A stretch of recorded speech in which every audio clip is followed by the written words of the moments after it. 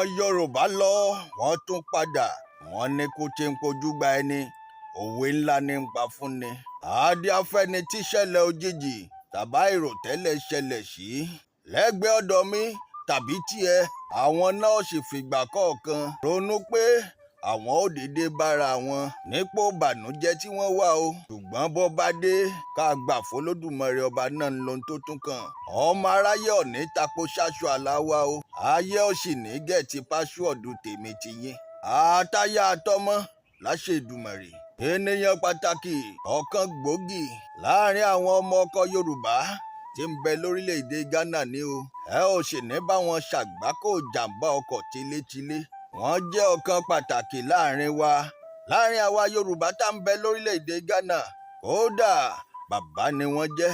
wọ́n jọ lóòótọ́ ènìyàn tó sì jẹ́ pé kò sẹ́ni tí wọn ò lè kó mọ́ra.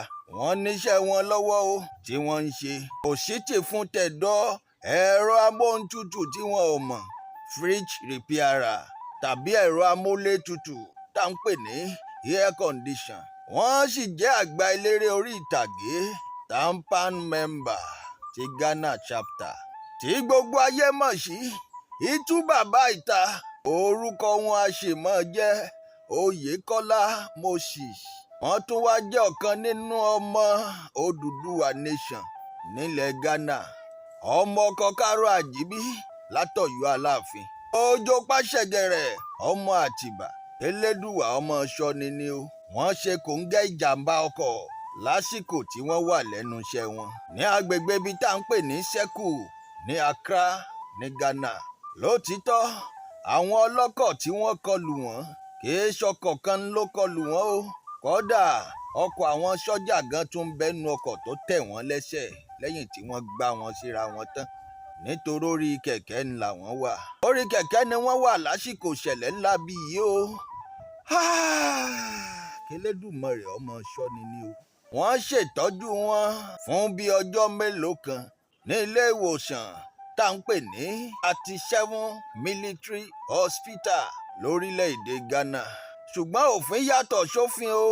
wọ́n sì ti dáwọ́ ìtọ́jú dúró lórí wọn ní èyí tí wọ́n sì fẹ́ gbé wọn lọ sí ibi tí wọ́n ti tọ́jú wọn tó jẹ́ tìbílẹ̀ kí wọ́n má bàa gé ẹsẹ̀ wọn. pẹ̀lú ọ̀pọ̀lọpọ̀ owó sì ní o. ọmọ ṣe o. fún ìdí èyí ẹnikẹ́ni tí wọ́n bá nípa láti ṣe ìrànlọ́wọ́ fún ibi náà ń lẹ́nì kejì rẹ̀.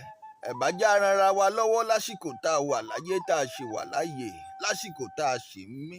bọ́yá pè ní tiẹ̀ àbí kọ́bọ̀ tiẹ̀ àbí ṣídì tiẹ̀ àbí náírà tiẹ̀ àbí dọ́là tiẹ̀ ní ọgbà ẹ̀mí bàbá yìí là. kò síye tó kéré jù o bẹ́ẹ̀ náà sì ni kò síye tó pọ̀ jù láti fi ran bàbá wa yìí lọ́wọ́. ní báwọn rìn lásìkò tẹ́bí ń pọ̀ náà o. gbogbo ọmọ ọkọ Yorùbá o ní Nàìjíríà, Benin Republic, Togo, Ghana, Ivory Coast tí wọ́n ń pè l'Abidjan, Burkina Faso àti bẹ́ẹ̀ bẹ́ẹ̀ lọ ní gbogbo ilẹ̀ adúláwọ̀ àti jákèjádò gbogbo àgbáyé pátápátá o. Ìgbò àtàwùsá tampan ní torílẹ̀-èdè Nàìjíríà àti ti Ghana chapter. Yorùbá nation members ẹ dákun o ẹja ṣùgbà bàbá yìí kó tó pẹ́ jù nítorí ìjáfara léwu. ẹ ò sì ní fírú rẹ̀ gbá o. àwọn àkáǹtì bàbá yìí náà lẹ́mọ̀ bá wọn fowó sí o. ṣe mọ̀ pa ní Oyèkọ́lá Moses ń lórúkọ bàbá. àkáǹtì ọmọ wọn náà ni àkáǹtì tá a pè ta ńlẹ̀ tírí tó wà ń ṣàlẹ̀ o. Oyèkọ́lá Rónkẹ́ Tèmiládé ó pè ní o 8133180211 8133180211 ó pè. àkáǹtì ti Nàìjíríà nù. ti Ghana Dennis Iyama 02490788845 02490788845 àkáǹtì ti Ghana nù. bẹ́ẹ̀ bá fowó síyàn ọwọ́ wọn náà ní ọ̀dẹ̀ sí dàrẹ́tì. ní péjọpọ̀ dáwọ́ bànújẹ́ lórí ẹnikẹ́ni mọ́ nínú wa láṣẹ Èdùmàrè.